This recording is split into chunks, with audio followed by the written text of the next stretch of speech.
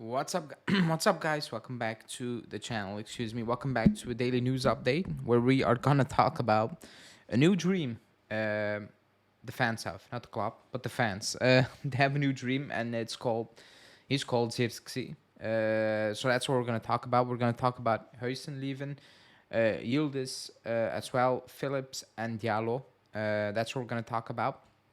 Before we do that, like the video, subscribe to the channel, hit that bell notification, and let's jump straight into it.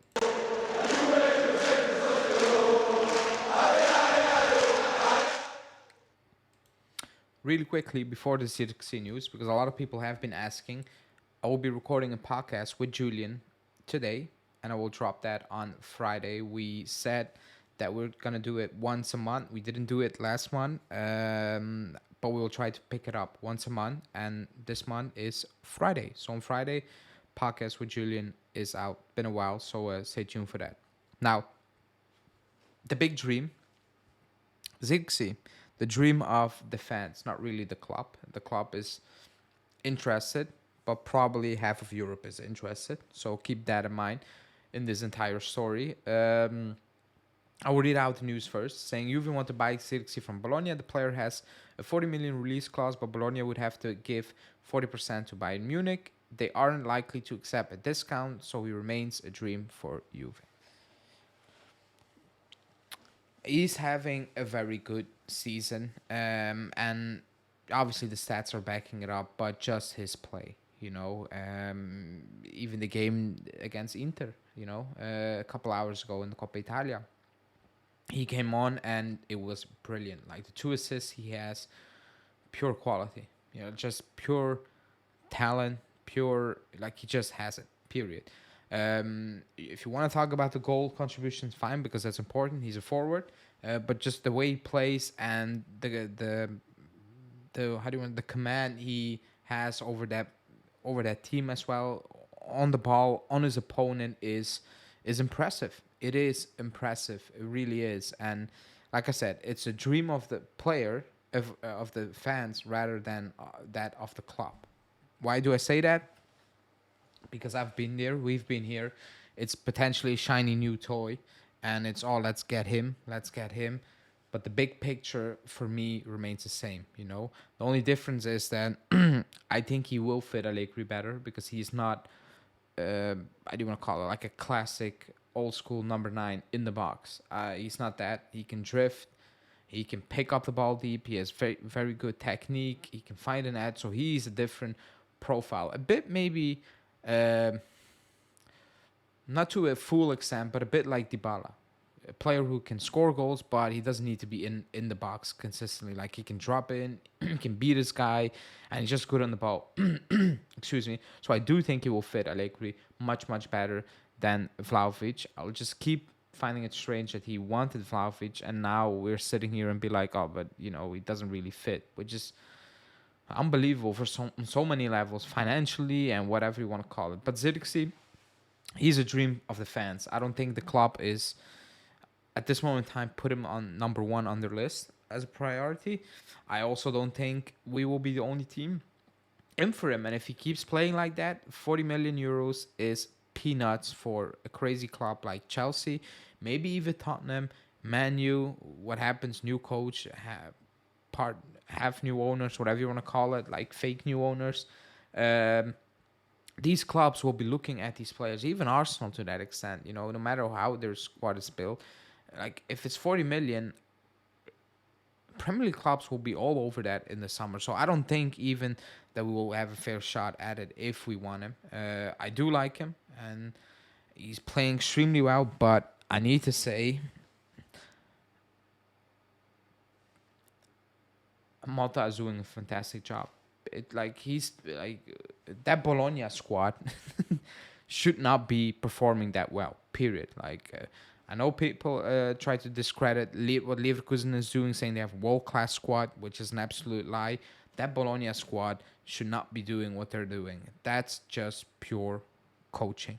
Yes, they have they have a few good players, but the squad, and when I say squad, I'm talking about 18 players.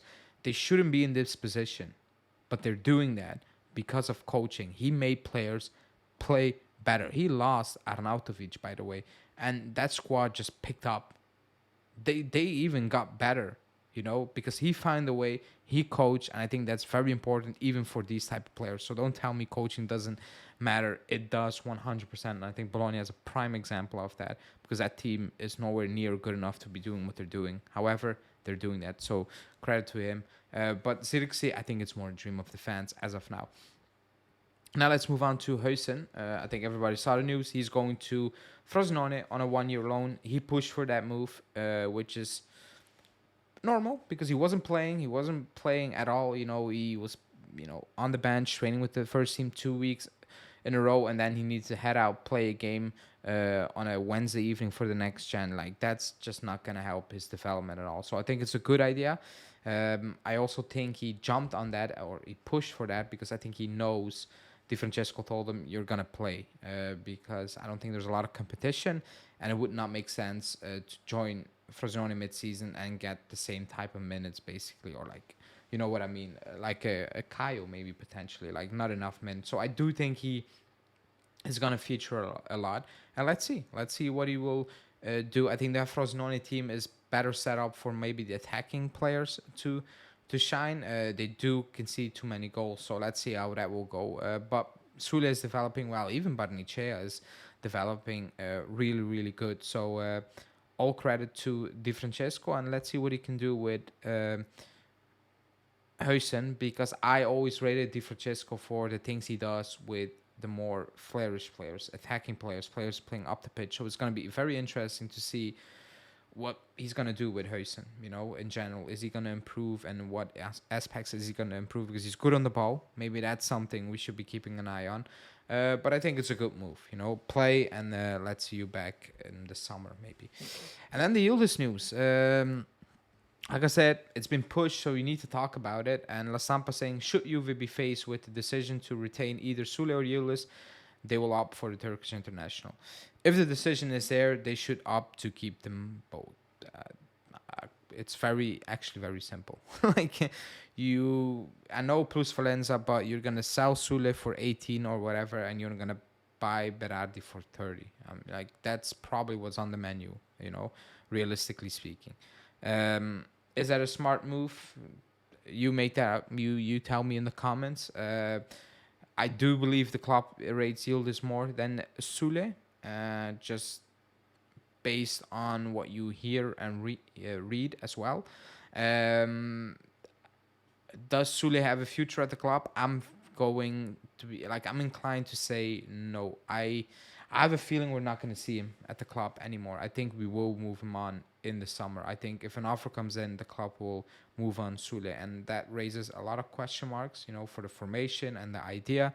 But that's just a feeling I have, because the rumors are so much at this moment in time. It's not even getting really denied. You usually get some leaks from an agent, and it's just a feeling. Even if the rumors are not there, I have a weird feeling the club is not really focused on keeping Soule. Again, things might change.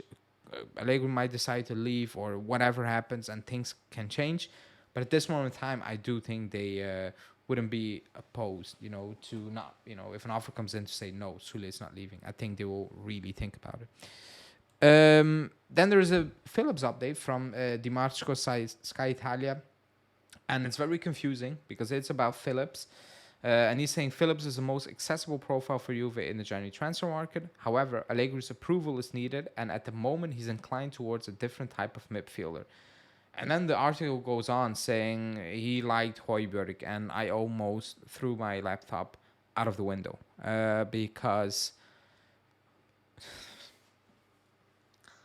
the different type of midfielder he opted for, apparently he wants, is crap. Like, let's call it what it is. If Højbjerg can come in and play lights out, fine. I hold that. But I don't think one person watching this video or on planet Earth, being Juve fan, is like, yeah, Højbjerg, that's what we need.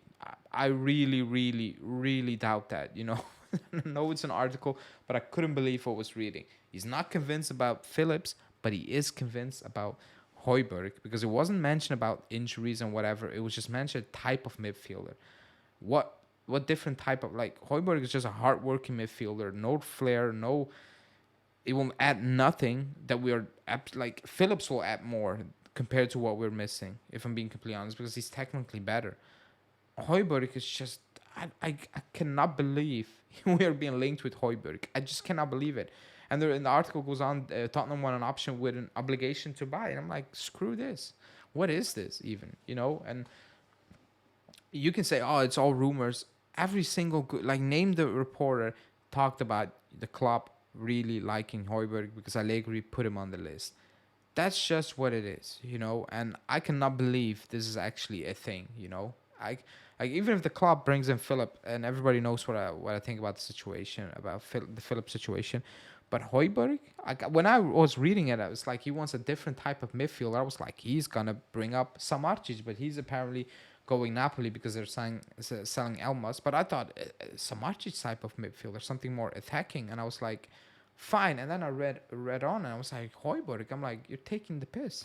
Like, you're actually taking the piss. So very confusing news. I still think Phillips is the main guy for January. I'm just praying at this point it's not being Højbjerg, because that's just madness. It's ridiculous.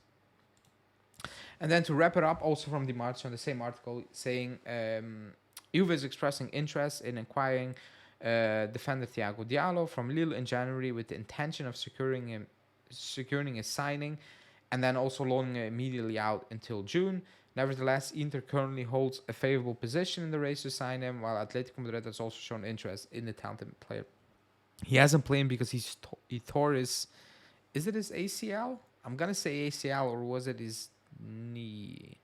I'm not sure, but he tore something, so he's not playing. He's a free agent, I think, in the summer. So the club is pushing, we will give you money a bit, maybe like Zakaria, and you can keep him until the end of the season. But from what we have been told and what we have read over the last couple of weeks, it is Inter that is really, really close to bringing in. So I don't think that's something we should be looking at or pay any real attention for at this moment in time, to be honest. So this is the daily news update. Zirkzee, the dream for the fans. YILDIZ, confusing news a bit. Phillips, very confusing news. So let me know in the comments what you think.